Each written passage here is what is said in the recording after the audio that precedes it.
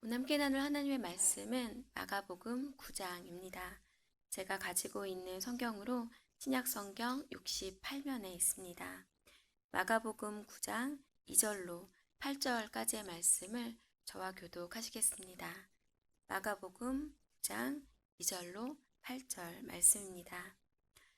엿새 후에 예수께서 베드로와 야고보와 요한을 데리시고 따로 높은 산에 올라가셨더니 그들 앞에서 변형되사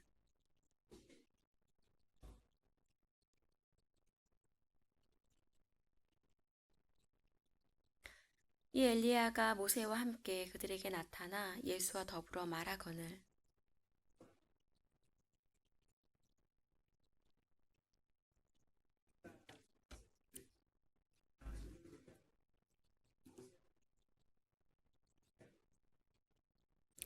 이는 그들이 몹시 무서워하므로 그가 무슨 말을 할지 알지 못함이더라.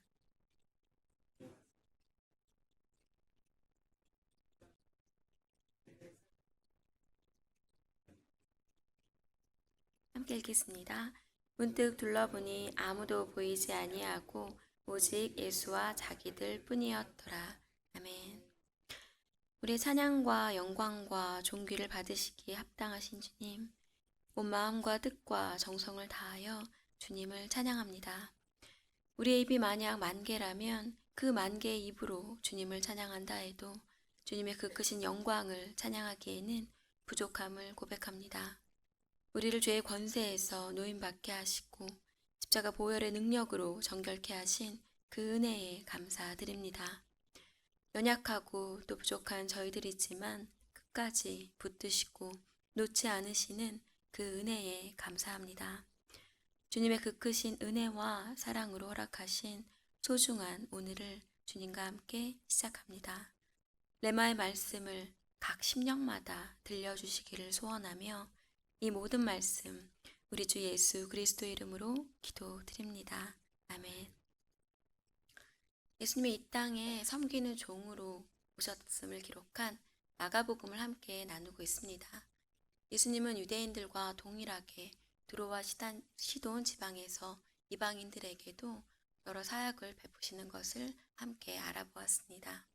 그리고 오늘 함께 나눌 마가복음 9장에서는 변화산에서 영광스럽게 변화되시는 이야기, 그리고 귀신 들린 아이를 고치시는 이야기, 그리고 제자들에게 다시 한번 십자가와 부활, 순환에 대한 예고를 두 번째 하시지만 여전히 제자들은 잘 알아듣지 못합니다. 그러한 제자들에게 예수님은 죄에 대해서 그리고 제자도가 무엇인지에 대해서 말씀하시는 것이 오늘 9장의 내용입니다. 오늘 예수님은 제자들 중에서 베드로와 야고보와 요한 이 세 명의 제자를 데리고 높은 산에 오르십니다. 그리고 그 산에서 예수님은 영광스러운 모습으로 밝고 환한 모습으로 변형되십니다. 예수님은 자주 이 베드로, 야고보, 요한 세 명의 제자를 데리고 사역하시는 것을 볼 수 있습니다. 혈루증 걸린 여인의 딸을 고치실 때에도 그러했고 오늘 변화산에서 변화되실 때도 그러했고 나중에 겟세마네 동산에서 기도하실 때에도 이 베드로와 야고보와 요한 세 명의 제자를 데리고 따로 사역하셨습니다. 예수님의 가장 가까운 곳에서 이 세 명의 제자들은 예수님 행하시는 많은 이적들을 보았고 그로 인해서 예수님의 승천 이후에 초대교회 때 여러 가지 중요한 사역들을 감당하게 됩니다. 베드로와 야고보는 초대교회의 지도자로 유대인들과 이방인들에게 복음의 문을 열어줍니다. 또한 야고보는 12사도 중에서 최초로 순교한 사도이기도 합니다. 요한은 예수님의 사랑받는 제자라 불리며 요한복음, 요한 1, 2, 3서 그리고 요한계시록을 기록합니다. 어쩌면 예수님은 이와 같은 중요한 일을 그들에게 감당시키기 위하여 따로 그들을 데리고 사역하셨는지도 모르겠습니다. 주님으로부터 만약 특별한 은혜, 특별한 보살핌, 특별한 깨달음을 얻게 되셨다면 그것은 곧 나를 통해서 주님이 일하시겠다라는 의미라는 것을 알기 원합니다. 이제 얼마 있지 않아 십자가의 길을 걷게 되실 그 예수님 앞에 오늘 연화산에 모세와 엘리야가 나타납니다. 모세는 율법을 대표하는 자요, 엘리야는 선지자를 대표하는 자입니다. 즉, 예수님은 율법과 선지자를 완성하는, 또한 그들의 가리키는 그 메시아임을 나타내기 위하여 연화산에 모세와 엘리야가 나타납니다. 예수님으로 인해서 율법과 선지들이 이야기하던 것들이 성취되었음을 상징적으로 드러냅니다. 연화산에서 예수 그리스도의 영광의 빛이 그 옷을 통해서, 얼굴을 통해서 나타나므로 예수님의 메시아 되심을 드러냅니다. 옛적부터 항상 계시던 그가 바로 예수 그리스도이십니다. 다니엘서 7장 9절입니다. 내가 보니 왕좌가 놓이고 옛적부터 항상 계시니가 좌정하셨는데 그의 옷은 희기가 눈 같고 그의 머리털은 깨끗한 양의 털 같고 그의 보좌는 불꽃이요 그의 바퀴는 타오르는 불이며. 예수님의 이 변형되심은 지난 장에서 예수 그리스도의 십자가와 부활을 듣고 낙심하고 조금은 당황하고 있을 그 제자들에게 또 다른 희망을 안겨줍니다. 또한 예수님이 메시아 되심을 확인시켜 주는 장면입니다. 하늘로부터 들려오는 음성으로 그것을 확증합니다. 이는 내 사랑하는 아들이니 너희는 그의 말을 들으라. 예수님은 이 세상 그 누구도 생각해 보지 못했던 십자가와 부활에 대해서 말씀하셨고 그 길을 따라 걷는 것이 바로 제자의 길이다 라는 것을 알려주십니다.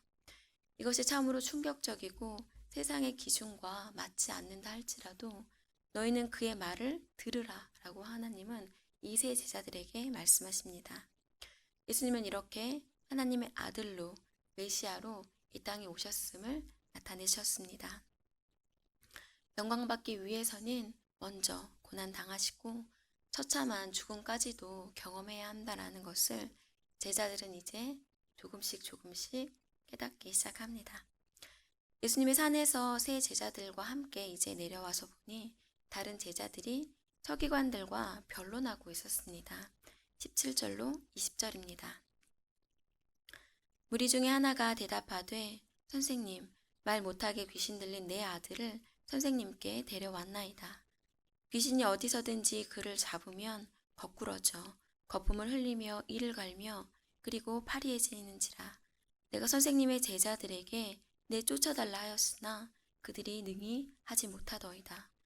대답하여 이르시되 믿음이 없는 세대여, 내가 얼마나 너희와 함께 있으며 얼마나 너희에게 참으리요. 그를 내게로 데려오라 하시매 이에 데리고 오니 귀신이 예수를 보고 곧 그 아이로 심히 경련을 일으키게 하는지라. 그가 땅에 엎드려져 구르며 거품을 흘리더라. 한 귀신 들린 아이와 그 아이를 고치고자 그를 예수님께로 데려온 아버지가 있었습니다. 아이는 귀신에게 사로잡혀서 심한 경련을 일으키고 거품을 흘리며 이를 갈고 파리해졌습니다. 하지만 마침 예수님은 그곳에 계시지 않았고 다른 제자들이 그 아이에게서 귀신을 쫓아내려고 했지만 그러지 못했습니다. 예수님은 그러한 제자들을 향해서 말씀하십니다. 믿음이 없는 세대여, 내가 얼마나 너희와 함께 있으며 얼마나 너희에게 참으리요. 제자들의 믿음 없음을 책망하신 후에 예수님은 그 아이의 아버지와 대화하십니다. 22절로 24절 말씀입니다. 귀신이 그를 죽이려고 불과 물에 자주 던졌나이다. 그러나 무엇을 하실 수 있거든 우리를 불쌍히 여기사 도와주옵소서. 예수께서 이르시되 할 수 있거든이 무슨 말이냐. 믿는 자에게는 능히 하지 못할 일이 없느니라 하시니 곧 그 아이의 아버지가 소리를 질러 이르되 내가 믿나이다. 나의 믿음 없는 것을 도와주소서 하더라. 아버지는 제자들이 귀신을 쫓아내지 못하는 것을 보고 실망한 마음으로 무엇을 하실 수 있거든 불쌍히 여겨 도와달라고 간청합니다. 그러자 예수님은 믿는 자에게는 능히 하지 못할 일이 없다라고 말씀하십니다. 믿는 자에게 능히 하지 못할 일이 없다. 이 한 문장을 오늘 하루 묵상하고 또 기억하기 원합니다. 주 예수님을 믿는 그 믿음이 온 세상을 이깁니다. 우리의 찬양과 영광과 존귀를 받으시기에 합당하신 우리 주 예수 그리스도이십니다. 주님을 믿고 의지하고 바라고 구하며 나아갈 때 그때 바로 주님이 일하십니다. 믿음의 기도에 대한 약속의 말씀입니다. 마태복음 21장 22절입니다. 너희가 기도할 때에 무엇이든지 믿고 구하는 것은 다 받으리라 하시니라. 만약 믿음이 없다면, 나의 믿음이 연약하다면, 그리고 나의 믿음이 어린이 아이와 같은 그 믿음이 자라지 않는다면 우리의 믿음 없음을 도와달라 간구하기 원합니다. 그리하여 믿음이 없는 세대라고 책망받는 것이 아니라 너의 믿음으로 내가 구원받았다라고 예수님께 칭찬받는 저희들 되기 원합니다. 이제 예수님은 귀신을 꾸짖고 그 아이에게서 나오고 다시 들어가지 말 것을 명령하십니다. 말씀으로 귀신을 쫓아내십니다. 말씀의 능력입니다. 제자들이 자신들은 왜 귀신을 쫓아낼 수 없었는지 예수님께 여쭤보자 예수님은 이렇게 답변하십니다. 29절입니다. 이르시되 기도 외에는 다른 것으로는 이런 종류가 나갈 수 없느니라 하시니라. 기도가 그 답임을 말씀해 주십니다. 믿음을 바탕으로 한 기도는 병든 자들을 구원합니다. 야고보서 5장 15절 말씀입니다. 믿음의 기도는 병든 자를 구원하리니 주께서 그를 일으키시리라. 혹시 죄를 범하였을지라도 사하심을 받으리라. 유다는 유다서에서 이렇게 권면합니다. 유다서 1장 20절 말씀입니다. 사랑하는 자들아, 너희는 너희의 지극히 거룩한 믿음 위에 자신을 세우며 성령으로 기도하며 지극히 거룩한 믿음 위에 스스로를 세우며 성령으로 기도하는 삶. 이러한 삶을 우리가 살아갈 때 그때 바로 우리를 통해서 주님이 일하십니다. 이제 예수님은 제자들에게 두 번째로 십자가와 부활에 대해서 말씀하십니다. 30절로 32절입니다. 그곳을 떠나 갈릴리 가운데로 지날새 예수께서 아무에게도 알리고자 아니하시니 이는 제자들을 가르치시며 또 인자가 사람들의 손에 넘겨져 죽임을 당하고 죽은 지 3일 만에 살아나리라는 것을 말씀하셨기 때문이더라. 그러나 제자들은 이 말씀을 깨닫지 못하고 묻기도 두려워하더라. 예수님이 죽임을 당하고 죽은 지 3일 만에 살아날 것이라고 말씀하셨지만 제자들은 깨닫지도 못하고 묻는 것조차 두려워합니다. 제자들은 여전히 세상적인 왕으로 임하실 예수님을 바라고 고대하였고 그러한 예수님 옆에서 누가 큰 자로 위치할 것인지를 서로 토론합니다. 아이러니하게도 제자들은 이 이야기를 길 위에서 합니다. 그 길은 예루살렘으로 향하는 길, 즉 십자가로 향하는 길이었습니다. 예수님은 지난 8장에서 누구든지 나를 따르려거든 자기를 부인하고 자기 십자가를 지고 나를 따라야 한다 라고 말씀해 주셨습니다. 예수님을 따라 걷는 그 길은 세상적인 길, 넓은 길이 아니라 좁은 길, 착한 길, 가시밭길, 고난의 길임을 예수님은 알려주셨습니다. 하지만 제자들은 여전히 깨닫지 못하고 예수님이 여전히 이 땅에 세상적인 왕으로 오실 것을 기대하며 누가 예수님 옆에서 큰 자로 위치할 것인지를 서로 토론합니다. 이러한 제자들을 향해서 예수님은 이렇게 말씀하십니다. 누구든지 첫째가 되고자 하면 무사람의 끝이 되며 무사람을 섬기는 자가 되어야 함을 말씀하십니다. 또한 이 세상에서 어린아이와 같이 소외된 자, 연약한 자, 보호해야 할 영혼을 섬기는 것이 곧 예수님을 섬기는 것임을 알려주십니다. 37절입니다. 누구든지 내 이름으로 이런 어린아이 하나를 영접하면 곧 나를 영접함이요. 누구든지 나를 영접하면 나를 영접함이 아니요. 나를 보내신 이를 영접함이니라. 이렇게 세상의 기준과 원칙과는 사뭇 다른 하나님 나라를 사는 원칙과 기준을 제자들은 듣기는 들었지만 그것은 그들의 삶으로까지 이어지지는 못하는 지식이었습니다. 안타깝지만 이것은 곧 우리들의 모습이기도 합니다. 말씀 공부를 통해서 알게 된 지식적인 알미, 우리의 삶으로까지 이어지기 위해서는 어떻게 해야 할까요? 제자들이 그러했던 것처럼 우리들도 십자가와 부활의 주님을 만나야 합니다. 뜨거웠던 만남이 있었다 할지라도 시간이 지나며 빛바랜 사진처럼 희미해지고 낡아집니다. 처음에 그 뜨거웠던 그 마음, 그 첫사랑은 잊은 채 어느새 그 모든 것들에 무뎌지며 은혜의 감격, 구원의 감격을 잊어버리게 됩니다. 때문에 우리는 날마다 십자가와 부활의 주님 앞으로 나아가 주님을 아는 삶을 간구해야 할 것입니다. 이제 예수님은 제자도와 죄에 대해서 말씀하십니다. 38절로 40절입니다. 요한이 예수께 여짜오되 선생님, 우리를 따르지 않는 어떤 자가 주의 이름으로 귀신을 내쫓는 것을 우리가 보고 우리를 따르지 아니하므로 금하였나이다. 예수께서 이르시되 금하지 말라. 내 이름을 의탁하여 능한 일을 행하고 즉시로 나를 비방하는 자가 없느니라. 우리를 반대하지 않는 자는 우리를 위하는 자니라. 예수님을 따르지는 않지만 주의 이름으로 귀신을 내쫓는 그 사람들을 금하였다라는 제자들의 이야기를 들으시고 예수님은 금하지 말라라고 말씀하십니다. 예수님을 반대하지 않는 자는 예수님을 위하는 자임을 알려주십니다. 우리 편이 아닌 모든 사람을 우리의 적으로 보는 것이 아니라 우리에게 적대하지 않는 모든 사람을 우리의 편이다 라고 생각하는 것. 이것이 관용입니다. 예수님은 제자들에게 이 관용에 대해서 알려주십니다. 이 관용을 우리들의 생각과 우리들의 삶의 그 현장에서도 적용해야 할 것입니다. 우리를 반대하지 않는다면 그가 모두 우리의 편임을 우리의 편으로 또 여기는 생각과 자세를 가져야 할 것입니다. 예수님은 이제 죄에 대해서 제자들에게 알려주십니다. 42절로 43절입니다.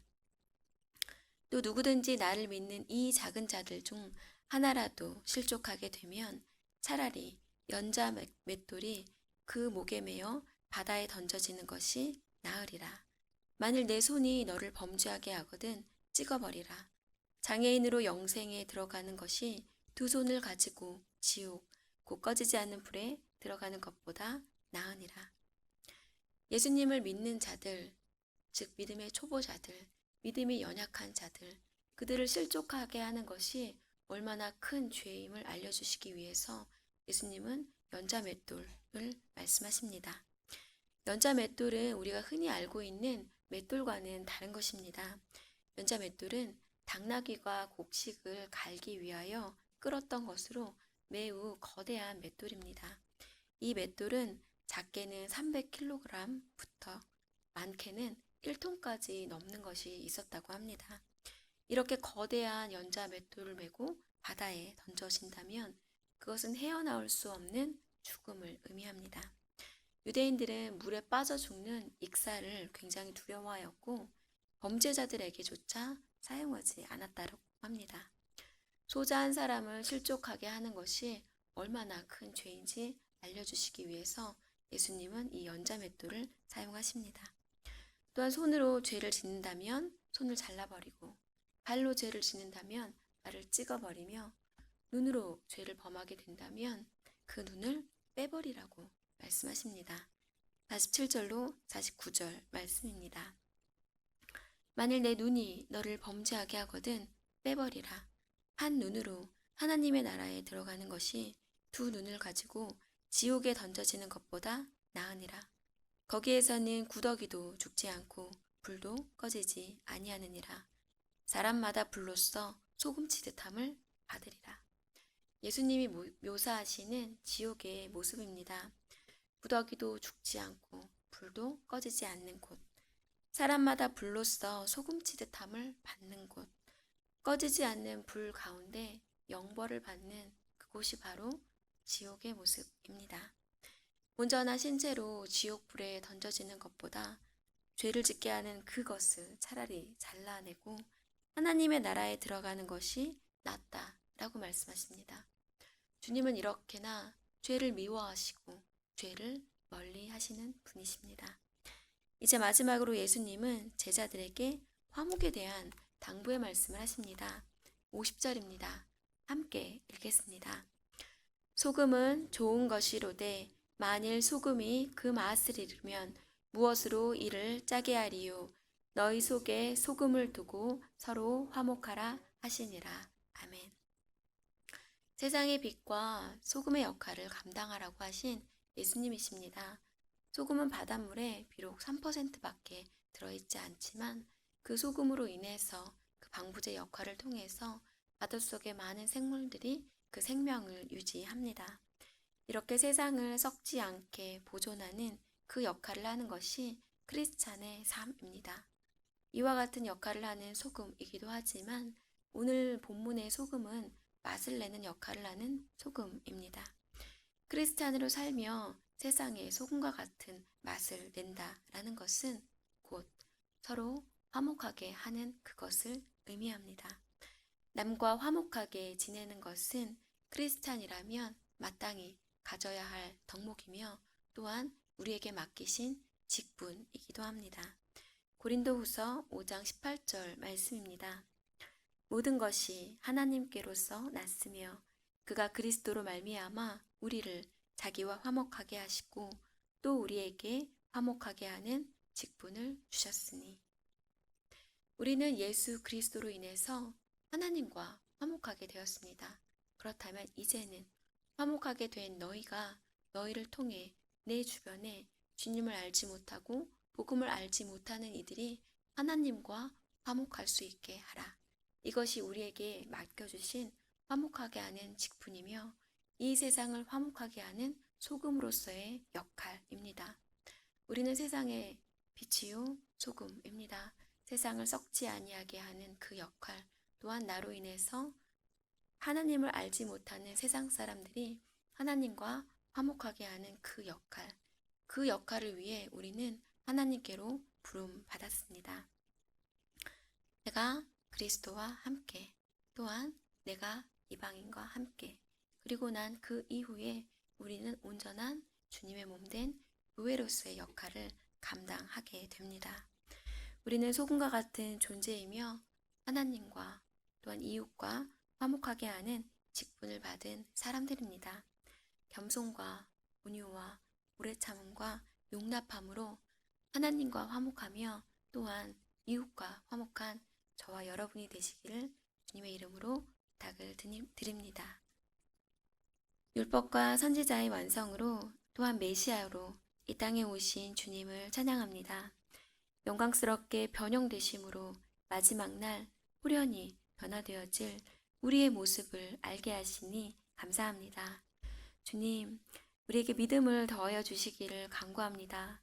지극히 거룩한 믿음 위에 바로 서게 하시며 성령으로 기도하며 우리의 기도를 통해 마음이 상한 자들, 육신의 연약함으로 고통받는 이들을 치유하여 주시옵소서. 세상의 영광과 세상의 지위를 향한 길이 아닌 주의 길 걷기를 소원하는 저희들 되게 하여 주시옵소서. 죄의 결과가 얼마나 엄중한지 기억하게 하시며 관용과 화목의 성품을 갖게 하여 주시옵소서. 소금과 같은 존재로 화목하게 하는 직분으로 저희들을 부르셨음에 감사드리며 이 모든 말씀 우리 주 예수 그리스도 이름으로 기도드립니다. 아멘. 이제는 우리 주 예수 그리스도의 은혜와 아버지 하나님의 사랑과 성령님의 교통하심이 화목하게 하는 직분으로 부름받았음에 감사하며 하나님과 화목하고 이웃과 화목하기를 소원하는 주의 백성들 머리 위에 주님의 몸된 교회 위에 이제로부터 영원히 함께 하시기를 간절히 축원하옵나이다. 아멘. 기도의 자리로 나아가겠습니다. 10월 25일 진행될 공동의회와 11월 1일 진행될 제7기 안수집사 권사 선거를 위하여 기도해 주시기 바랍니다. 또한 12월 3일 대학 수학 능력 시험이 있습니다. 수시를 준비하는 학생들과 또한 여러 다른 시험을 준비하는 이들을 위하여 기도해 주시면 감사하겠습니다. 교회 내 환우를 위해서, 생명샘 교회를 위해서, 나라와 민족을 위해서, 코로나19 종식을 위해 저희 주여 한번 외치시고 기도하시겠습니다. 주여!